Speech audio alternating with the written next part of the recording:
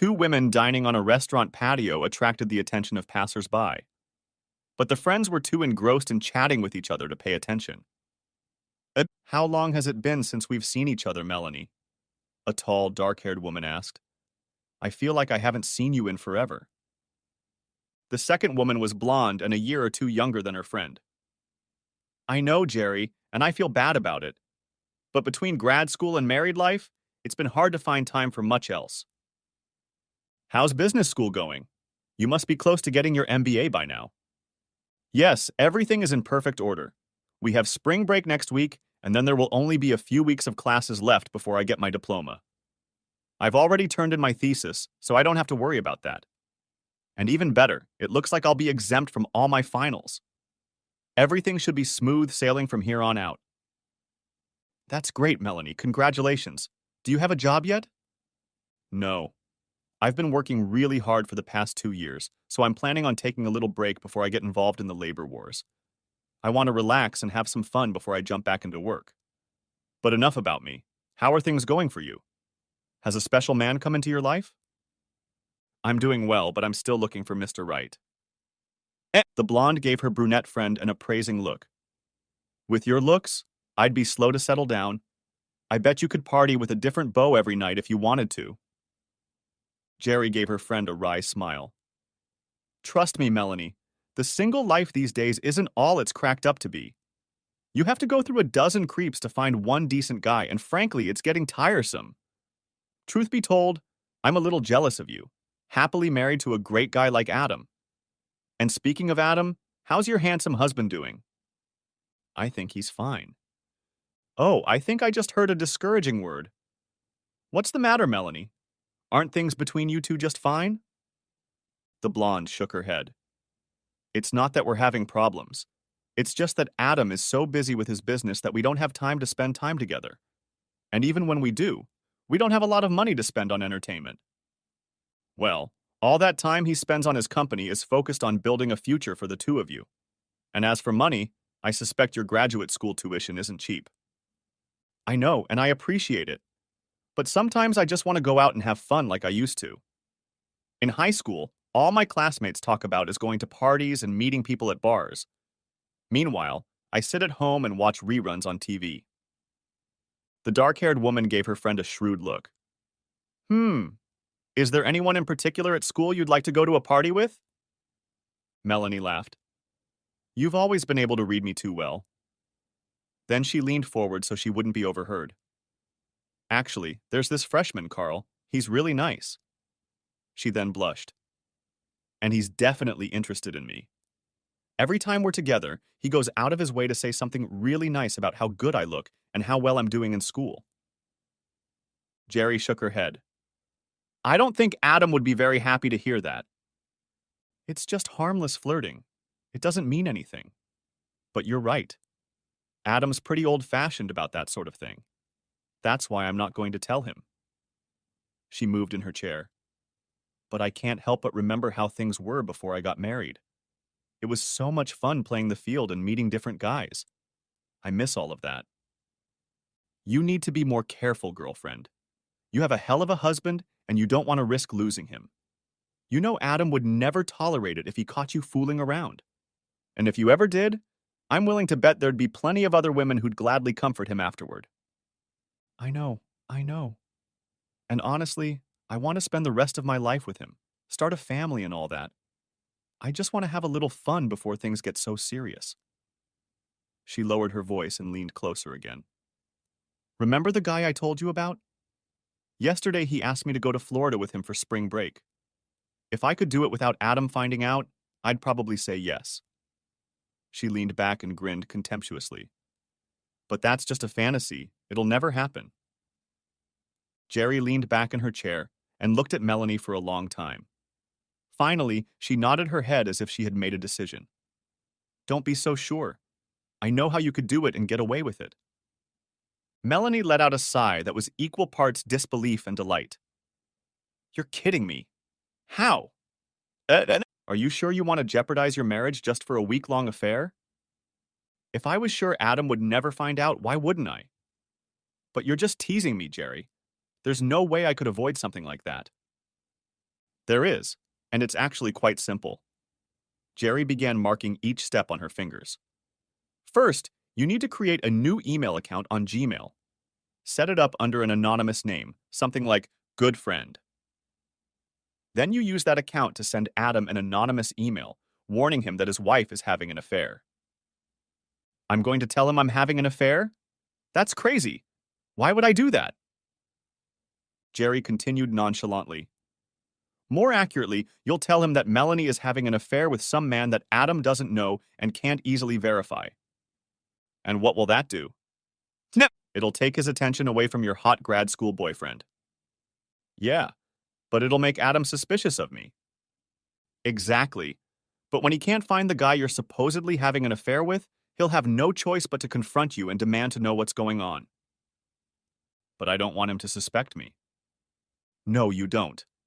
So when he confronts you, you will be very angry with him for not trusting you. In fact, you get so angry that you call a time out on your marriage. Doesn't your mom live in Florida? Melanie was caught off guard by the sudden change. Yeah, why? Great. In anger, you tell Adam you're going to go to Florida over spring break to be with your mother and decide what to do about your marriage. And then, while he's here in town desperately trying to find a mystery man, you're in Florida with Carl having your little affair. How am I going to explain all this to Mom? Jerry rolled her eyes. You don't? What's more, you're not even supposed to see your mother while you're there. But what if Adam calls her? Tell him not to. Tell him you need a break from him to sort things out. He shouldn't try to contact you or your mother while you're away. Warn him that if he tries, you may not come home at all. Melanie stared at her friend for a while, mulling over her plan. Finally, her face brightened. You know, Jerry, I can see how this could work. But what happens when I get back? That's easy. Adam will miss you madly by then. And since he won't be able to find the mystery man who supposedly had an affair with you, he'll conclude that someone maliciously played a trick on you. He will feel very guilty and will beg you to forgive him for not trusting you. You will forgive him and everything will be fine. You'll have fun, and now you and Adam will be together again, closer than ever. Right. What about the mystery man I'm supposed to be having an affair with? Should I just make up a name for him? You could, but I think it would be much more believable if it was a real person. Pick someone you can't have an affair with, like someone very old or living far away or dead. That way, if Adam manages to track him down, you'll stay safe. Hey, I think I know the perfect guy. I had a creepy professor in one of my classes my first year of grad school. He must have left town because I never saw him again. How about that? Perfect. Melanie abruptly reached across the table and squeezed her friend's hand. You're the best, Jerry. I'm so excited. I really think this is going to work. Then she hugged herself and shuddered slightly. I can't wait to tell Carl. Adam Weatherby. Any word from the supplier on those parts we ordered? When the foreman shook his head, Adam returned to his office and sank into his second-hand swivel chair. He rubbed his forehead worriedly. If these parts don't show up soon, we're going to miss the prototype deadline. After the foreman left, Adam sat back and tried to come up with a backup plan. When his email box rang, he quickly turned to check his inbox, hoping for good news. But when he saw that the subject line was "About your wife," he almost deleted the email. But curiosity took over and he opened the message. I hate to break it to you, but Melanie is having an affair with Professor Bellingham. I just thought you should know. A good friend. What the hell?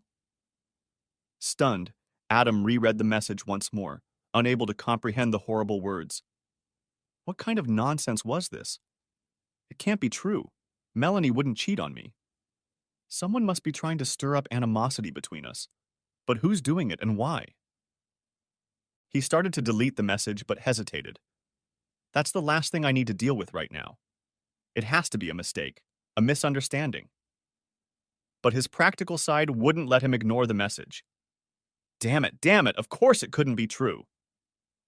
With anger, he clicked the reply button on the email. Who the hell are you? Why are you making such a horrible accusation? What proof do you have? He pressed send and then stared at the screen in impotent rage. This wasn't going to lead to anything good. There was no telling when this guy would respond, or if he would respond at all. And there's no way to track him down.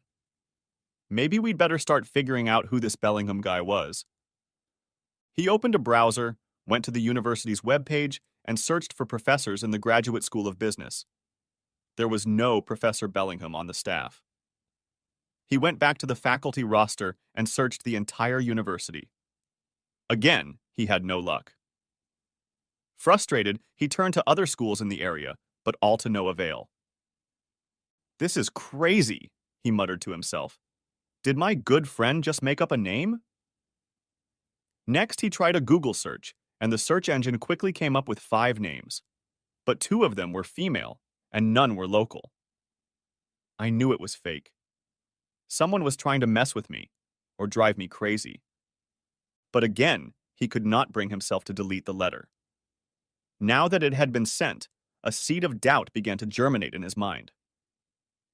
God, what if she's having an affair? I haven't seen any signs, but that doesn't mean anything yet. Besides, I've been so busy at work that I've barely spent any time with her. What if she gets upset about being ignored? I know there have been times when she's wanted to go out and have fun and I've turned her down. But hell, I work almost 70 hours a week trying to run a business. Doesn't she understand that?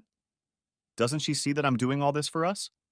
And to be honest, we really can't afford anything extravagant. Her business school tuition gets more expensive every year, and I'm putting everything I have left into this place to try to get it off the ground. Still, I guess I've been neglecting her. With guilt, he started checking his calendar, trying to find the last time they'd met. After scrolling through 3 months and finding nothing, he stopped looking. Damn. But even as the guilt grew, he felt a corresponding surge of anger. I may not have given Melanie as much attention as she wanted, but that doesn't give her the right to cheat on me. Besides, we discussed the sacrifices we would have to make when we decided to start the business. She agreed 100% then, so she hardly has a right to complain now. His musings were interrupted by the foreman poking his head through the doorway. "Hey, Adam. Good news.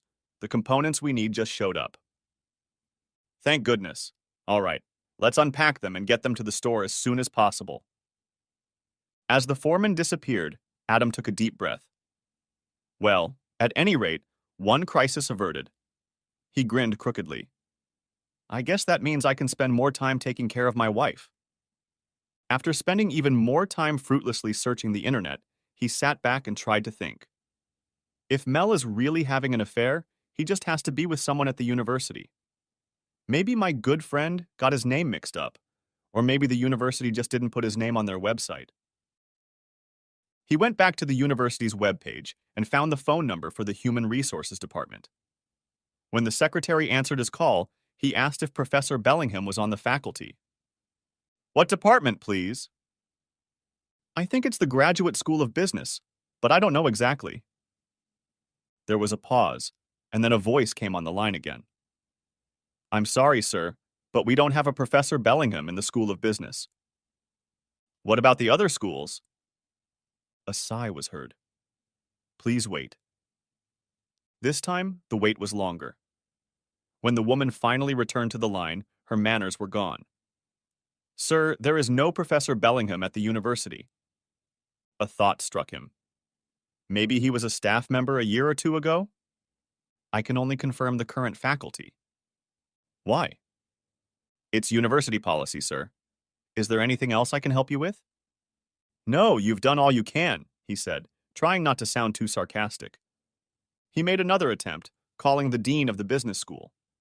He went back and forth with the administrative assistant, but in the end, he didn't learn anything more. By this time, Adam's head was throbbing. I need a good stiff drink, he thought with disgust as he hung up the phone. But the thought gave him an idea, and he picked up the phone once more. Hey, Jerry, it's Adam. Listen, any chance of meeting me after work at Maxie's for a drink? I've got a problem, and I really need your advice. No, I'd rather not talk about it over the phone. Can you do that? Great. I'll meet you there at 6. Before leaving, he checked his email one more time. There were no more messages from good friend. Entering Maxie's, Adam noticed Jerry sitting at a table in a quiet corner. In front of her was a glass of white wine and a mug of his favorite draft beer. He walked over and kissed her cheek. Thanks for the beer and, more importantly, for coming tonight. I really needed to talk to you. When he sat down, she took a sip of wine and then looked at him for a long moment. Okay, Adam, spill it. What's going on? Any problems in your business? Not knowing where to begin, he stared at his mug for a moment, then mumbled, You wouldn't happen to know Professor Bellingham from the university, would you? She shook her head, puzzled. Bellingham? I've never heard of him. Why? He sighed and held out a printout of an email to her. I got this today. She scanned it quickly, gasped, and reread it again. Then she looked at him with sympathetic eyes. Poor Adam. No wonder you didn't want to talk about it over the phone. What do you think about it? I don't know what to think, Jerry. I can't believe it's true, but I don't want to bury my head in the sand and pretend it didn't happen either. I've spent all day trying to track down this mysterious Professor Bellingham, but I've hit a stone wall at the university. Now I don't know what to do. I can't afford to hire a private detective, and I don't have time to play detective myself. That's why I wanted to talk to you. You've been a good friend to Melanie and me for a long time. Please tell me what you think. She took another sip of her drink and then reached out to give his palm a quick squeeze. What you're really asking is if I think she's having an affair. I can't give you that absolute certainty. For one thing, I haven't seen or heard anything that would make me think she was unfaithful to you. For another, I haven't seen much of her in the last few months. His face creased in pain, and she hurried to continue.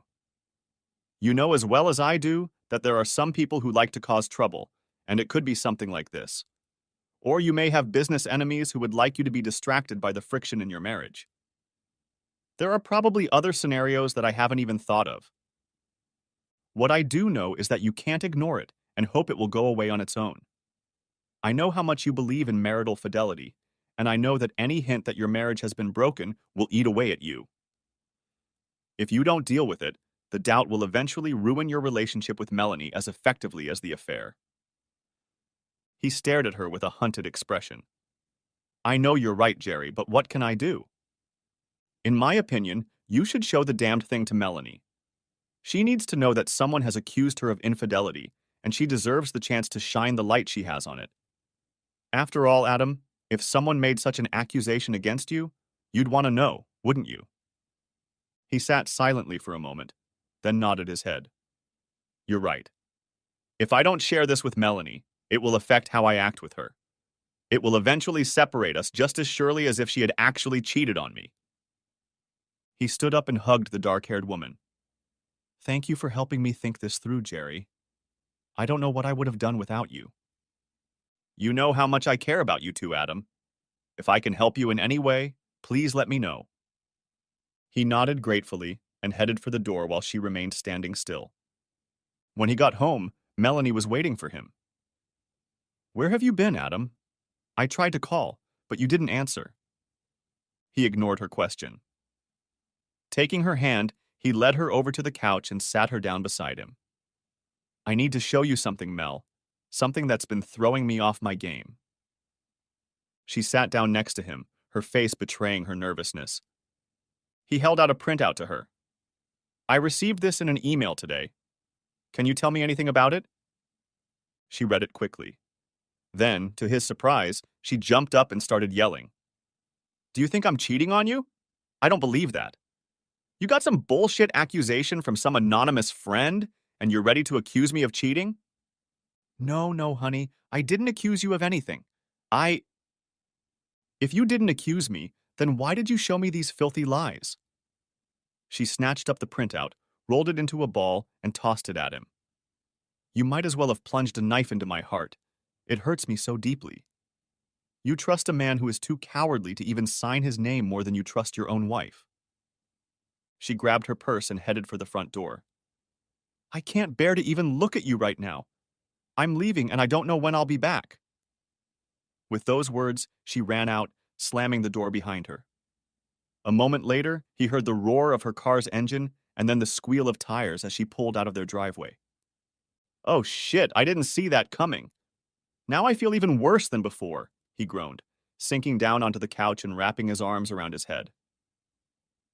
As he sat there, Adam's first thoughts were defensive. Why would she be so upset? She didn't even let me finish. I didn't accuse her of cheating. I just showed her what someone else said, that's all. But he knew the answer before he even finished. If Mel had passed that note to me, I probably would have blown up too. But what was I supposed to do? Act like everything was fine? Jerry was right. I couldn't just ignore the letter. That wouldn't be fair to Mel or to me. Although he spent the rest of the evening mentally going over the situation, he no sooner came to a solution than he started. He knew that he and Mel needed to talk, but he couldn't even decide exactly what to say to her. All he knew for sure was that he wanted to bring his wife home to try and patch things up. Emotionally drained, Adam felt himself starting to tire, but he was determined not to go to bed until Melanie returned. After another hour of waiting, he lay down on the couch and soon dozed off. Sometime after midnight, he was awakened by the sound of the door opening. Melanie walked into the living room and stared at him with her hands on her hips. Mel, we really need to... I don't want to talk about this right now, she cut him off abruptly. You can stay on the couch for the night and we'll talk in the morning. Without waiting for an answer, she turned on her heels and headed down the hallway to their bedroom. When he heard the door slam, he groaned and lay back on the couch, hoping sleep would return. It was taking a long time. Adam usually got up early to get to the office before anyone else. But even though his internal clock woke him at the usual time, he felt obliged not to leave until Melanie showed up so they could talk. He brewed some coffee and sat down at his laptop to read the news while he waited. It was almost 8 o'clock when Melanie walked into the kitchen. Adam was shocked to see her dragging a suitcase behind her. Where are you going, Melanie? I thought we were going to... And he didn't have time to finish before she raised her hand to stop him. It's been a terrible shock, Adam. It calls our whole marriage into question. I need to be alone to process what has happened. Spring break starts tomorrow and I'm going to go to Florida to visit my mother. She pierced him with an angry look. I plan to spend the whole week there and then go back to classes next Monday. While I'm gone, I don't want to hear a word from you. I need this time to myself. Don't call me. Don't call my mother. Don't call my mother's house. Do you understand? He nodded helplessly. I'm serious, Adam. If you try to call, I may not come home at all. Do you understand? He nodded again. Fine, she stated emphatically, and walked out the door to her car, dragging her suitcase behind her. As she drove away, Adam sat in shock for several minutes. Finally, he went back into the bathroom to shave and change his clothes. Then he drove dejectedly to work. When he got to the office, good news awaited him. His foreman had taken the lead in distributing the missing components to the right stations on the model production line, and testing was well underway. At least the business won't crash and burn today, unlike my marriage, Adam said bitterly to himself.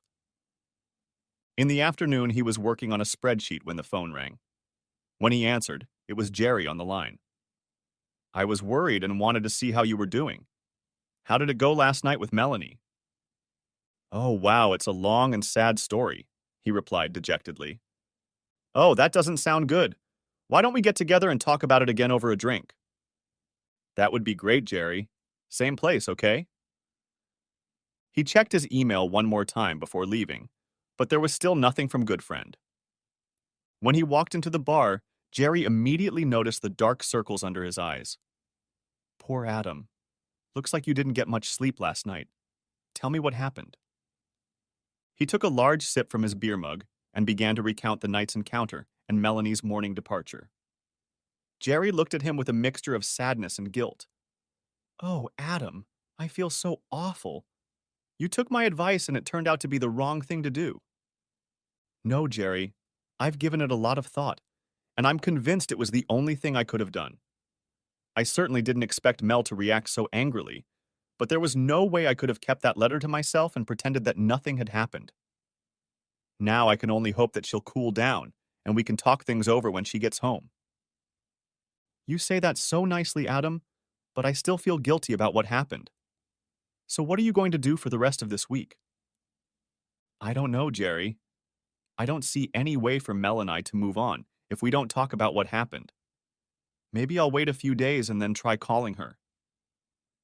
No, Adam. That's the one thing you shouldn't do. She already thinks you don't trust her.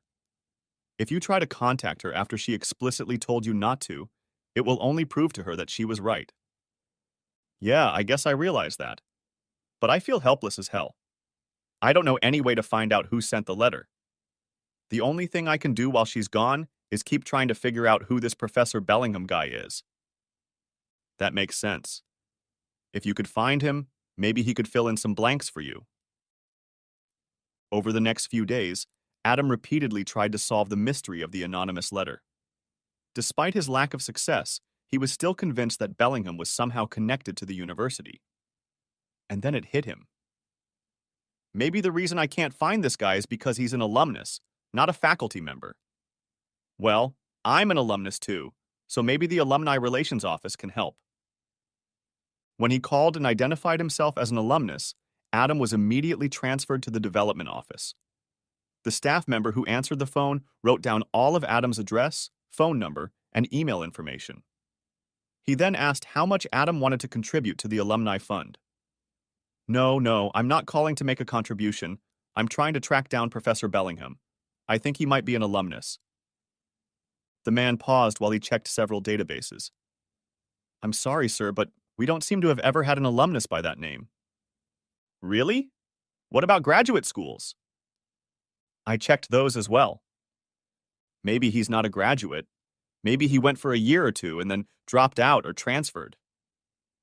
The guy seemed to lose interest. I'm afraid I can't help you. We only have alumni in our database.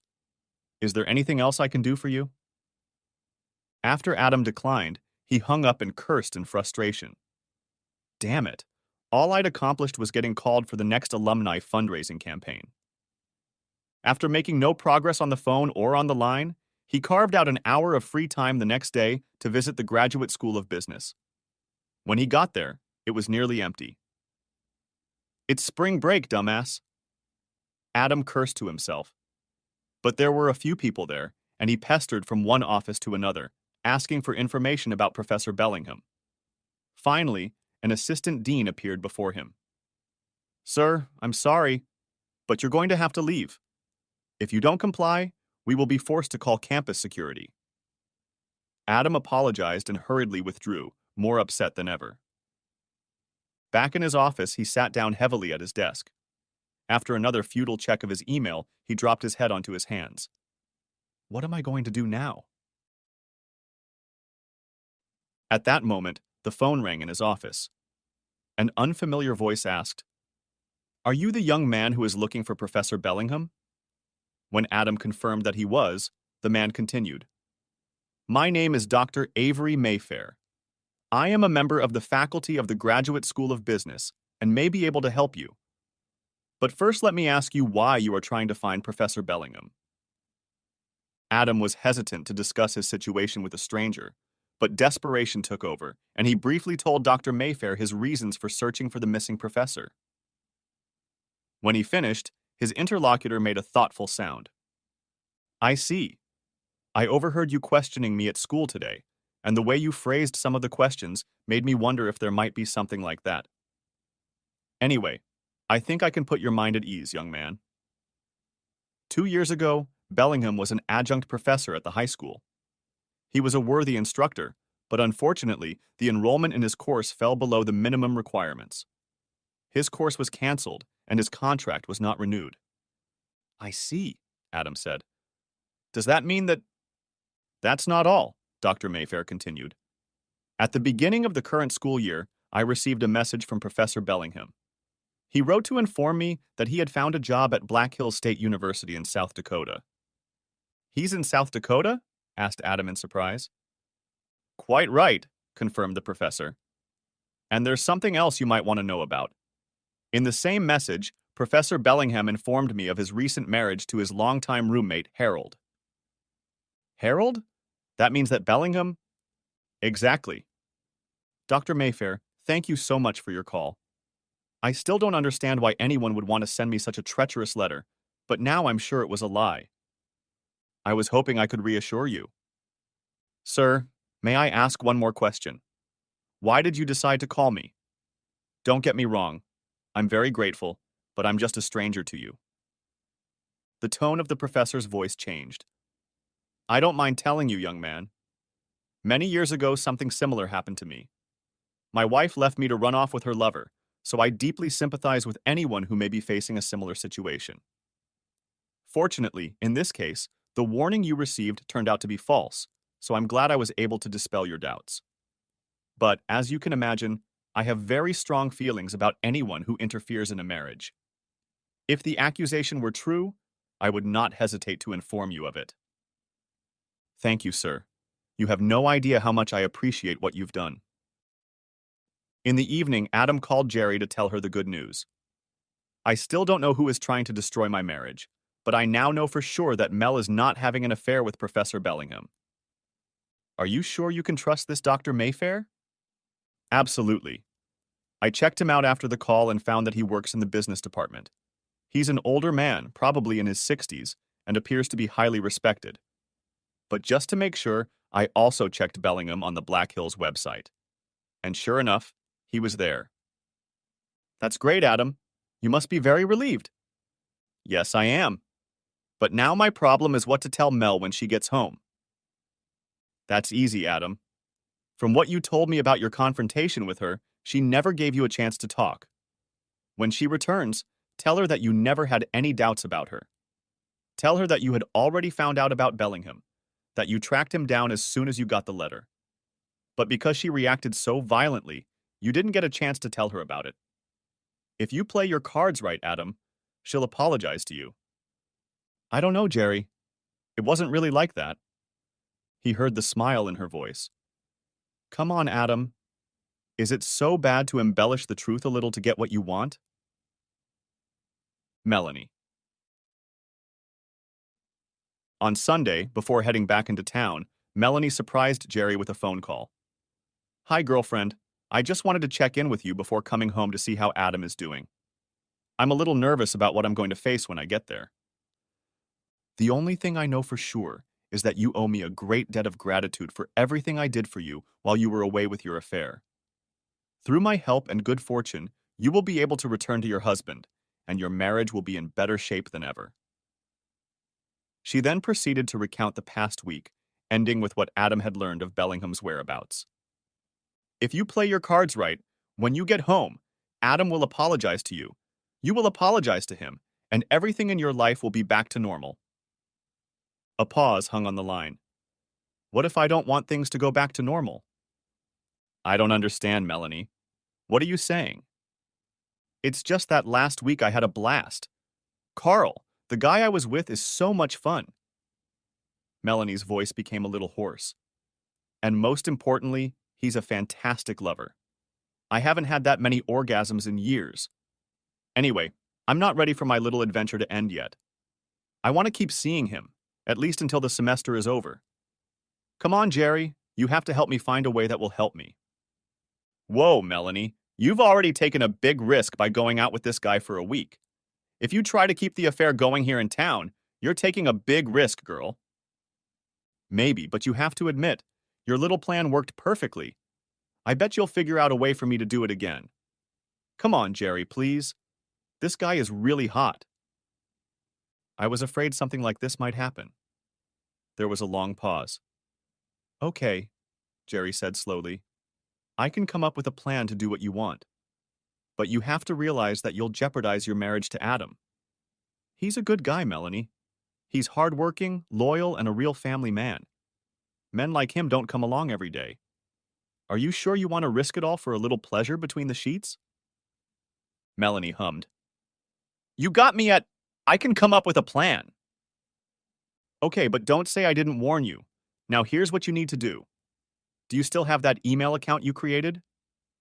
Of course. You told me to keep it active. Good, because you need to send another email from Good Friend. Only this time you're going to send the message to yourself. to your regular email account. Okay, I guess. What does the new email say? It's exactly the same as the last one, only this time you write that Adam is having an affair with me. What? But that's not true, and Adam knows it. How does that help? It's simple. The first letter accused you of having an affair. Adam found out that you couldn't have been unfaithful with Professor Bellingham, but he may still have doubts about your fidelity. Wait a minute, Jerry. You said that Bellingham's letter would give me freedom in my relationship with Carl. It did. But now that he gets the second letter, he won't have any doubts. He has already proved that you were not having an affair with Bellingham, and he knows for a fact that he is not having an affair with me. Obviously, good friend is an absolute liar, which means Adam no longer has any reason to doubt you, which means you can do whatever you want without raising Adam's suspicions. A silence hung on the line. Then Melanie exclaimed, Jerry, you're a genius. I don't know how you came up with all this, but you just gave me a hall pass that I can use for the rest of the semester. There are 2 more things you need to do, Melanie. First, make sure Adam tells me about the second letter. Okay, but why? Because that way I can reinforce the idea that you are trustworthy and this unknown friend is not. Oh, that's good. He really cares about you, so he'll listen to your advice. What else? After you send the message to yourself, don't forget to log out of your good friend email account. You don't want Adam to accidentally find it. Oh my gosh, no. In fact, you should probably log out of both email accounts when you're not using them. You don't want Adam to find love notes from Carl. I warned Carl never to email me, but that's still good advice. Better to be safe than sorry. Adam. Returning home from work that evening, Adam was dismayed to find Melanie crying. Things had been going so well between them since she had returned from Florida that the sight of her upset took him by surprise. What's wrong, Mel? What's wrong? He asked, rushing over to her. Oh, Adam, it's starting all over again, she said tearfully, holding out a copy of the letter to him. Son of a bitch, he reprimanded, reading the accusatory message. You know that's a lie, don't you? Of course I do, honey. I know you'd never cheat on me, just as I wouldn't cheat on you. And even if you did cheat, I know it would never be with Jerry. She's such a good friend to both of us that she would never do anything like that. Damn it. Someone is still trying to cause us problems, and I have no idea who or why. There has to be some way to track these things down. She hesitantly looked up at him. Are you going to tell Jerry about this? Do you think I should? I think you should. Like it or not, she's involved now. It wouldn't be fair to her not to let her know. The next morning when Adam called, Jerry answered in a friendly manner. So how are the 2 lovebirds doing today? Adam's tone was solemn. We're doing well, Jerry, but something new has come up that I need to talk to you about. Can you meet up after work? Actually, I'm planning on working from home this afternoon. Would you mind coming over to my house? Sure, that's fine. I'll come by between 6:30 and 7. Opening the door to her apartment that evening, Jerry immediately noticed the solemn expression on Adam's face. What's the matter, Adam? I've been worried ever since you called. He shook his head. I'm sorry, Jerry, but you seem to have gotten caught up in this whole Melanie and me thing. When she looked at him perplexed, he held out a copy of the last letter to her. As she read it, she looked at Adam in despair. But this is ridiculous. We're not having an affair. I would never do that to Melanie. I hope she knows that. He nodded. She knows. In fact, she told me the same thing. Jerry shook her head in confusion. I'm glad to hear that. But what do you think it all means? I think it means that someone wants very badly to stir up trouble between Melanie and me.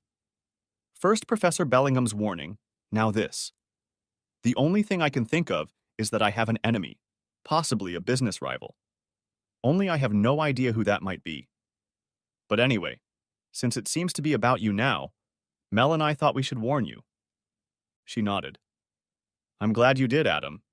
You're always so thoughtful.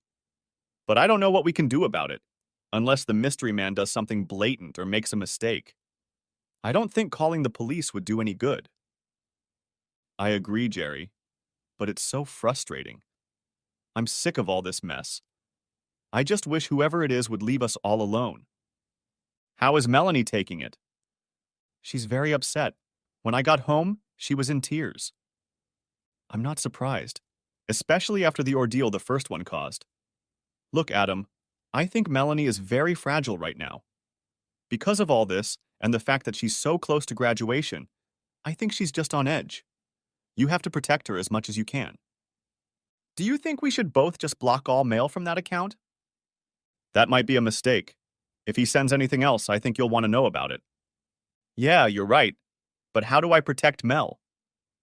For starters, if you get another one of those damned letters, I wouldn't tell her about it, at least not right away.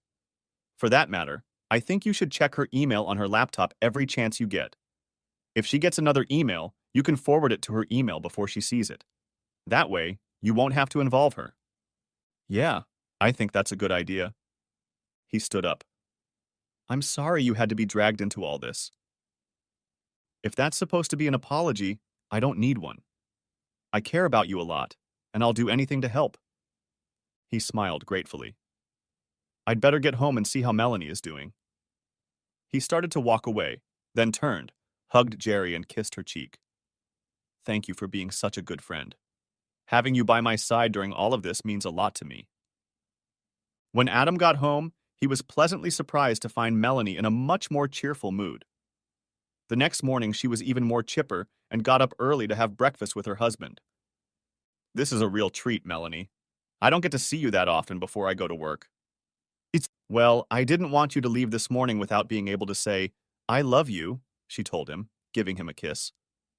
By the way, she added, I wanted to be sure to let you know that I'm going to a lecture on campus tonight. A couple of the girls and I are going to grab a bite to eat after it, so I'll probably be home pretty late. Sure, Mel, that's okay. We have plenty of leftovers in the fridge, so I can grab a snack here.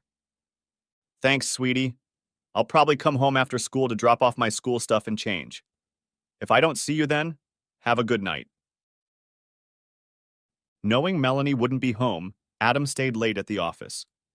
There was a change for the better in the business. A large potential client had really liked the samples of the new product, and Adam hoped they would place a trial order. At least something was becoming clearer. Now I just have to figure out who's playing mail games with me and Mel. He was still thinking about the mysterious good friend when he entered the house. Heading into the bedroom, he noticed Melanie's laptop standing on the table. Apparently, she didn't need it for the lecture. And then he remembered Jerry's offer. He wondered if she had logged into her email yet. If so, he'd have to see if she'd gotten anything new from the creep. The laptop came to life as he opened the case. The email page wasn't open, so he clicked on the Gmail link to see if she was logged in. A window opened, prompting him to select an account. He saw Melanie's email, but she was logged out, so he started to close Gmail. No sooner had he done so than he noticed a second account under her regular email, and when he took a closer look at it, he froze in bewilderment. The name of the account was Good Friend. What the hell? He exploded, looking at it. He tried to open it, but Google demanded, enter password. Not knowing the password, he closed the tab and then slumped in his chair, trying to make sense of what he saw. How could she have an email account with that name? I know Gmail doesn't allow two users to have the same name, but that would mean that Melanie was the one sending those other emails. Why would she do that? Why would she send me an anonymous email accusing her of having an affair? The answer came to him only a moment later. It must have been a diversion. She wanted me to chase after some gay professor in South Dakota because she was having an affair with someone else. Then another thought hit him like a punch to the gut. Her trip to Florida. When I showed her the letter, she pretended to be very upset with me. She said she was going to visit her mom, that she needed to be away from me. Now I wonder if she even saw her mom. He quickly pulled out his cell phone and pressed his mother-in-law's number. When the elderly woman answered, he spoke to her politely for a minute and then said, Say, Melanie and I were thinking of coming to visit you next month. Would it be too soon to see you again? Too soon? I haven't seen you in ages. Please come back when you can. He gritted his teeth in anger. Okay, fine. We'll get back to you when we figure out a date. Saying goodbye, he broke the connection and cursed. Son of a bitch. I wonder where Melanie had really gone. More importantly, I wonder who she left with. Son of a bitch. Then he remembered the last letter Melanie had gotten. What was it? Damn it, it must be another distraction to get his mind off her while she went to lectures with her girlfriends. Why that sneaky, lying bitch? Nay. He wondered what she wore when she left for the evening. He hurried back to the bedroom and began rummaging through his wife's underwear. He was having trouble remembering everything that belonged to Melanie, and he was about to give up. But a sudden suspicion gripped him, and he went back to check one more item, the garter belt. It was missing. He angrily looked for a matching bra and panties, but neither was there. Gone out to dinner with her girlfriends, huh? He put everything back and went back to the kitchen table to think. So you like sabotage and deception? Well, two can play that game. When Melanie got home after midnight, he was still seething with anger, but pretended to be asleep when she tiptoed into the bedroom. When he heard the shower turn on, he wished he hadn't gotten up and confronted her. Who knew going to lectures was such a sweaty job, he thought bitterly. The next morning, Adam got up very early and left for work, before Melanie even woke up. Next to the coffee pot, he left a note for his wife. I hope you enjoyed the lecture yesterday. I had to leave work early for a meeting, and I may be late today, so don't wait up for me. It was indeed a busy day for Adam, but his meetings were not with clients or suppliers. At lunch, he did a little shopping and then went home with some of his purchases to make some arrangements. After that, he went to 2 more meetings that took up the entire second half of the day. When everything was done, he went to dinner and a movie to pass the time. Melanie was already asleep when he climbed into bed, trying not to wake her. However, when she woke up the next morning, she found her husband already waiting for her. I thought you left for work a long time ago, dear, she said, gratefully accepting the cup of coffee he held out to her. I wanted to be sure to see you this morning because I have to catch a flight to Detroit at noon. I'll be gone for a few days calling potential clients. That's new. You don't get to travel that often. So when do you think you'll be back? Not until Friday night at the earliest. And if all goes well, I might not leave there until Saturday morning. Will you be okay here while I'm gone? She gave him a bright smile. Don't worry about me. I'm sure I can find something to do while you're gone. Good. Just try to stay away from our good friend while I'm gone. Her face darkened. That's not funny, Adam. I'm sorry. You're right. It's not funny. Then he waved her off, picked up his suitcase, and headed for the car. As he pulled out of the driveway, he frowned. She didn't even notice that I didn't say, I love you. I bet she's already making plans to get back together with her lover. Now I just need a little distraction to make sure her meeting takes place here at home. Instead of driving to the airport, Adam left the office on his lunch break and drove to the university. Parking near the campus, he walked briskly toward the Graduate School of Business. He had shed his usual sports jacket and slacks. He was now dressed in jeans and a sweatshirt. A cheap backpack was slung over his shoulder. Without raising his head, he headed into the reading room of the School of Business library. The few students paid no attention to him as he nonchalantly walked behind a rack of periodicals. Once out of sight, he pulled out a string of the largest firecrackers he could buy, lit the extra-long wick attached to them, and tossed them into a metal recycling bin. He then walked carelessly to the nearest door, propped it open with his backpack, and walked out. Once outside, he pulled out the cell phone he had purchased the day before and called campus security. Come quickly, there's a shooting at the School of Business, he shouted excitedly when his call was answered. I think there might be more than one. They're still shooting. Then he picked up the phone toward the library, and a few seconds later, a series of fireworks erupted. He cut the connection and hurried across campus to his car as sirens wailed and people started scattering in all directions.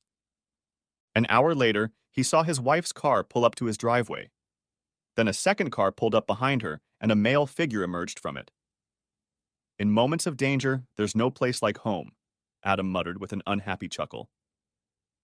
He then got into his car and drove to the motel where he had booked a room. Late that night, he drove around his neighborhood one more time to make sure the other car was still in his driveway. He then returned to his room and tried to sleep. When the couple left the house the next morning, they were surprised to find Adam leaning against the stranger's car door. "Oh my God, Carl, that's my husband!" Melanie gasped as she recognized him. "I thought you were in Detroit," she whispered, and immediately faltered when she realized how that sounded. "Honey, things aren't what they seem. Carl just stopped by to—" "Just stop, Melanie. Every time you open your mouth, all you do is lie. I don't want to hear it anymore." He made a grimace and gestured at the two of them. "That's exactly what it looks like. I know you both spent the night here, and I have a tape of everything you said and did together. So stop talking and listen." He grabbed the manila envelope tucked under his arm and held it out to her. "I'm suing you for divorce on grounds of adultery. Inside, you will find the name and number of my attorney. Find your own attorney and have him contact mine. But don't try to contact me, because after what you've done, I have no intention of seeing or talking to you again." "No, dear, don't say that. It was just a mistake. A one-time mistake. We can work things out, I promise." "I said stop lying," he growled. "It's not a one-time thing. You've been having fun with him for weeks. And it certainly wasn't a mistake. You planned it all out ahead of time. I know you're the one who sent that email to create a distraction and spend spring break together wherever you go. And by the way, your mom wants to know why you haven't visited her lately.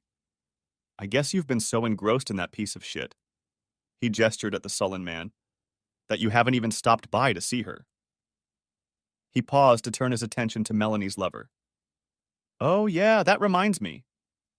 Adam quickly pulled out his cell phone and snapped a few pictures of the frightened man. When he realized what was going on, the man growled, clenched his fists, and stepped towards Adam in a threatening manner. Adam immediately reached into his jacket pocket and extended his arm far enough to reveal the butt of an automatic rifle. He said calmly. "I wouldn't do that if I were you. I have no intention of ruining my life by killing you, but I would be glad if you would give me the opportunity to shoot you in self-defense." "Whoa, whoa!" The man put his hands up and took a step back. Adam turned to Melanie with a chuckle. "Sounds like your boyfriend is a lover, not a fighter." Then his voice turned cold and cruel. "Take what you need from the house and then get out, Mel. Don't be here when I get back. I wasn't kidding when I said I didn't want to see you again." "Adam, please," she pleaded. "I never meant for things to turn out this way." He ignored her and walked to his car as she sank to the driveway and began to sob into her hands. On the way to the office, Adam stopped at a dumpster and tossed his phone in there as well as the toy machine he had in his pocket. "It's a good thing they make these things so realistic," he said with a wicked chuckle. Back at his desk, Adam sent an email on his cell phone with one of the pictures he had taken. To his surprise, he got a call back a few minutes later. "This is Dr. Mayfair. Did you just email me the picture?" "Dr. Mayfair, I'm sorry to impose on you again, but do you happen to recognize the man in the picture? I believe his name is Carl." "Is the woman standing next to him your wife?" "My ex-wife, I'm afraid." "A very beautiful woman. I think she was in one of my classes last year. As for the man next to her, I do recognize him. His name is Carl Mannheim. He happens to be one of my counselors." "Carl Mannheim. That's good to hear, doctor. I'm afraid I have a score to settle with your Mr. Mannheim." "So he was the serpent that spoiled your Garden of Eden." "Yes, in a way, but I'm afraid my Eve was far from innocent." "I see. That's very interesting. Well, I'm glad I was able to help you, although I'm sorry the outcome was not what you wanted." "Thank you, doctor. I appreciate your time and your help, even though it turned out that way." "Well, good luck to you, my boy, and don't give up hope. Things always work out for the best. Trust someone who's been through it and made it to the other side." Adam, 2 months later. Adam sat across from his lawyer and pondered. "Have you heard from Melanie's attorney yet? How are things going with the divorce?" Yes, I spoke to Hannah Montrose yesterday, and today she sent a counteroffer to Melanie. The good news is that Melanie has decided not to fight the divorce anymore. Apparently, after Hannah heard the tapes you made at your house, she convinced your wife not to risk having them played in court. But the bad news is that now that Melanie has resigned herself to the fact that the marriage is over, she seems intent on getting as much out of you as she can get financially. Damn. She lies and cheats me, and when she gets caught, she expects me to pay her for the privilege. It's just not fair. So what does my cheating wife want? Normally, I would expect to see a request for a division of all your property. But in this case, there's not much to divide.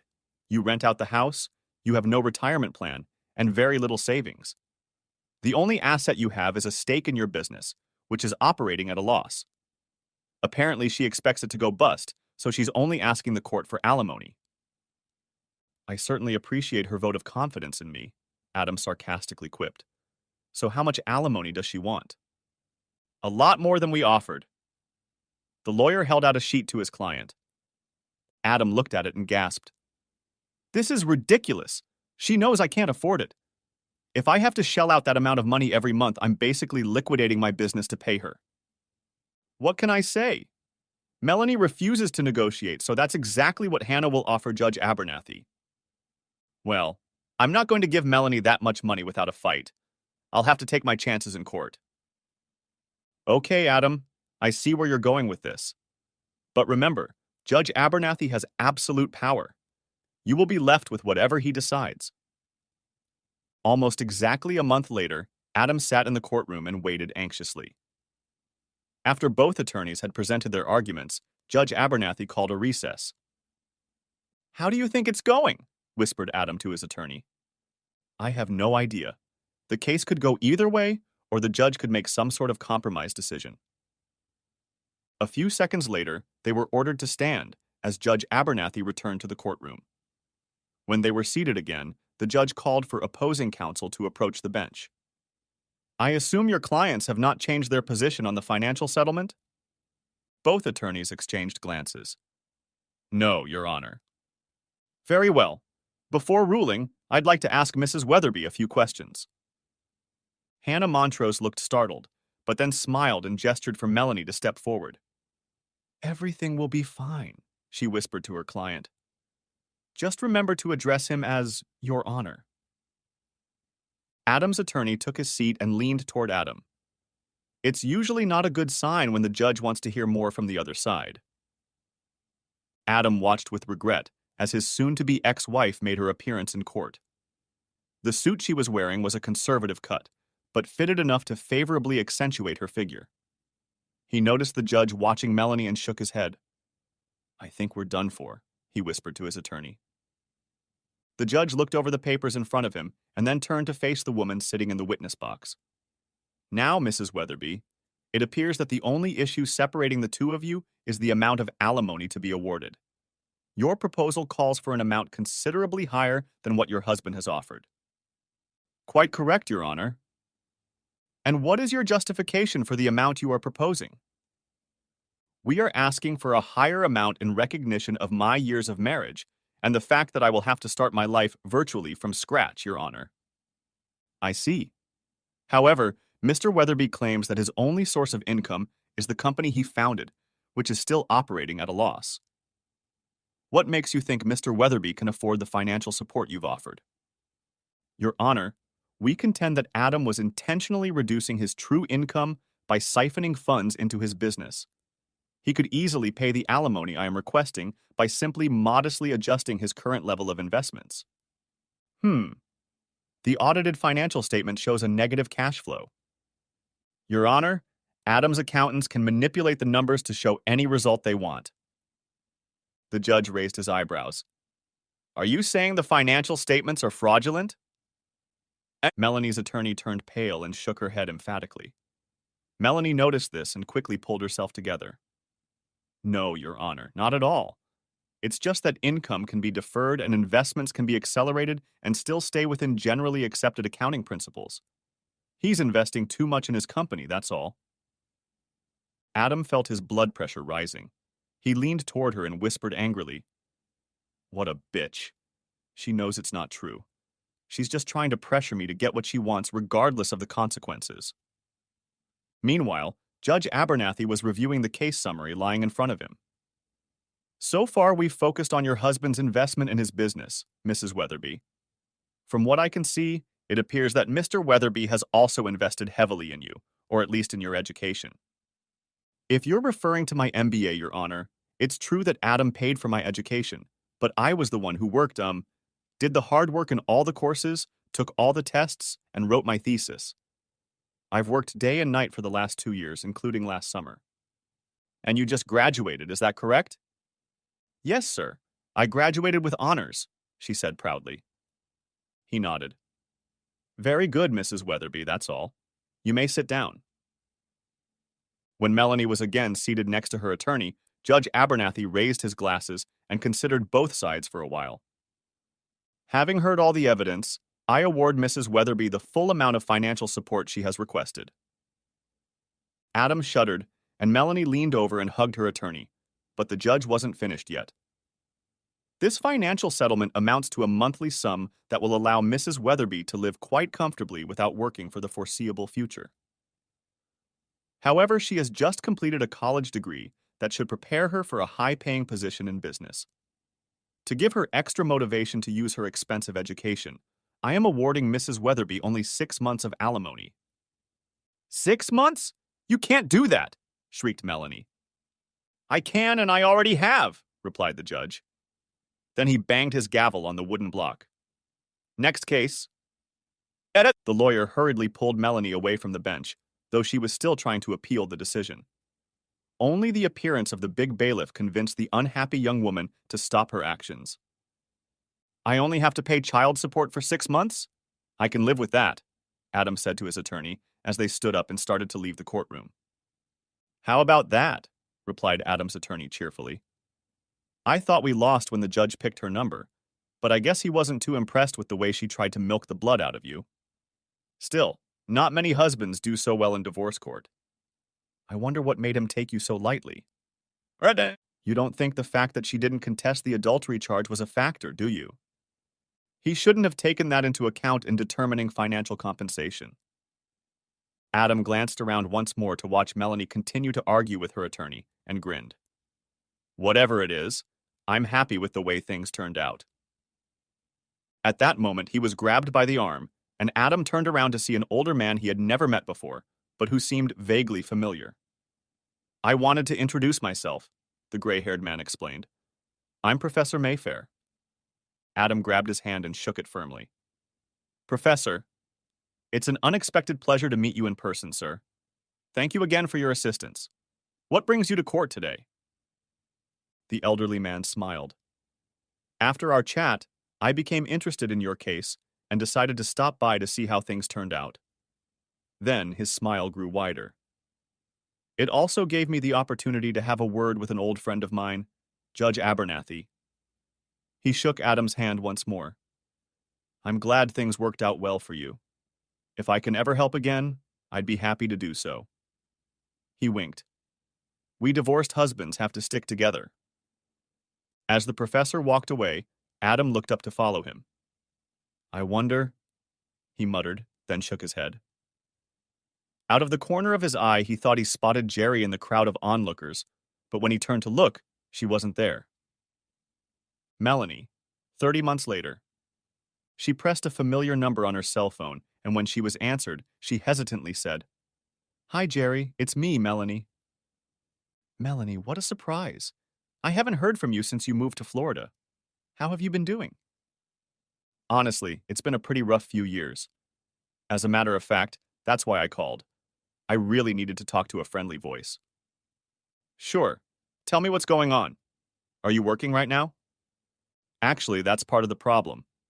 I thought that with my MBA, I wouldn't have a problem finding a good job. But it turns out that employers here are more interested in experience than an academic degree.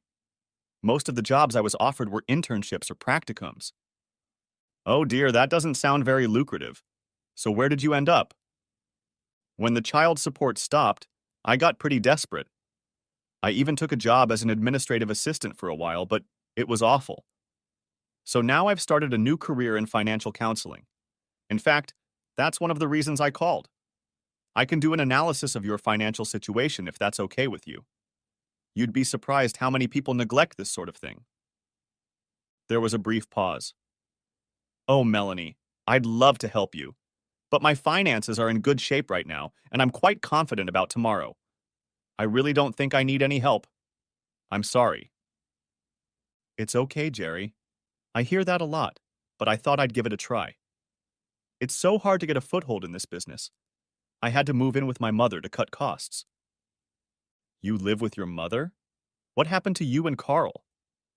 Don't even mention that bastard's name. We broke up just a few months after we got here. Separated? What happened? Oh, Jerry, it was awful. Carl dropped out of school without ever getting his MBA. I don't know exactly what happened, but his advisor rejected his master's thesis and told Carl he'd have to start over. Carl became very bitter and decided not to go back. He refused to look for a job and hung around our apartment all day, playing video games and drinking. After a while, he started taking his resentment out on me. It got so bad that at one point I had to call the police on him. Oh, Melanie, how awful for you. I think you're lucky to be rid of him. And look on the bright side. Now you're free to go out and meet new people and have fun and dance whenever you want. I remember how much you missed all that when you were married. Melanie sighed. Nightclubs and parties take money, Jerry, and I don't have a lot of spare cash right now. And to tell you the truth, when I do go out, it's not nearly as glamorous and exciting as I used to think it was. And actually, I remember a girlfriend warning me that there are a lot more creeps in the world than good guys. She paused, but when Jerry didn't say anything, Melanie decided to change the subject. What about you, Jerry? How are you doing? Are you seeing anyone special these days? Actually, my situation has changed quite a bit, Mel. What's more, I'm getting married next month. Married? That's amazing. And who's the lucky guy? Do I know him? Yes, actually, you do, actually. This is Adam, Melanie. Adam and I are engaged. My Adam? You're engaged to my Adam? You can't do that. I'm afraid I already have. We'll have a small civil ceremony in the backyard of our new home, and then we'll fly to Paris for our honeymoon. New house? A honeymoon in Paris? Adam can't afford all that. Not only has my situation changed dramatically, but Adam's has as well. The same month you moved to Florida, he got that big order he'd been working on for so long. After that, his business really took off. Apparently, his new product is just what the automotive industry needs. And that's not all. Earlier this year, Adam received an offer from a major manufacturer to buy his business for a fortune. He accepted, and the deal will be finalized next week. So, as you can see, you don't have to worry about our financial future. Melanie could only stammer, but Jerry didn't relent, and now her tone had changed. You know, all of this could have been yours, Melanie, but you weren't content with what you had. I warned you from the beginning that you were risking everything by having your little affair. I also warned you that there would be women who would gladly pick up the pieces if your marriage fell apart. But you were the one who encouraged me. You were the one who figured out how I could. Suddenly, Melanie's voice rose with shock. Oh my God, Jerry, it was you. You planned the whole thing, right from the beginning. All I did was tell you about a harmless little fantasy. You manipulated me into acting on it. You tricked me into believing I could get away with having an affair. Really, Melanie, you're exaggerating. I didn't force you to do anything you didn't want to do. All I did was give you enough rope to hang yourself. I can't believe it. I bet it was you who told Adam about Carl. You're smarter than that, Melanie. Think about it. If I told Adam, he'd wonder how I knew. That wouldn't have been very smart of me, would it? On the other hand, I told you not to delete your secret Gmail account and advised Adam to check his email. I use Gmail all the time, so I was sure he'd see it there. So no, Melanie, I didn't tell Adam about your lover. All I did was arrange the dominoes so they fell where I wanted them to. I can't believe this. I trusted you, Jerry. I thought you were my friend. Jerry laughed. You know what they say? All's fair in love and war. You're not getting away with this, bitch. I'll make sure Adam finds out what you've done. What a schemer you really are. He'll definitely call off the wedding once he finds out the truth.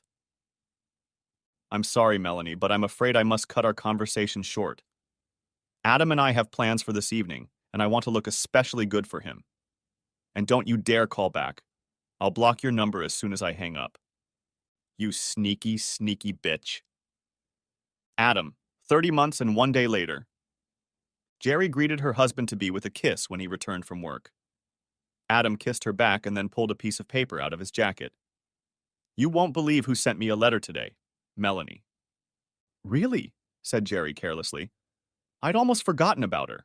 What does she want? Adam looked at his fiancée, CE, expressionlessly. Actually, she wrote to warn me about you. She says you planned everything that happened just to keep Mel and me apart. That's pretty wild. Can I see it? Asked Jerry. He held out a printout to her. She scanned it quickly and then handed it back to him with a smile. Poor Melanie. She could have followed through with her little jealous fantasy if she'd done one more thing. He looked at her curiously. She winked at him. She should have signed it good friend. It took him a few minutes to stop laughing. The end. Thanks for watching. I hope you enjoyed it. So subscribe to my channel and watch the next video.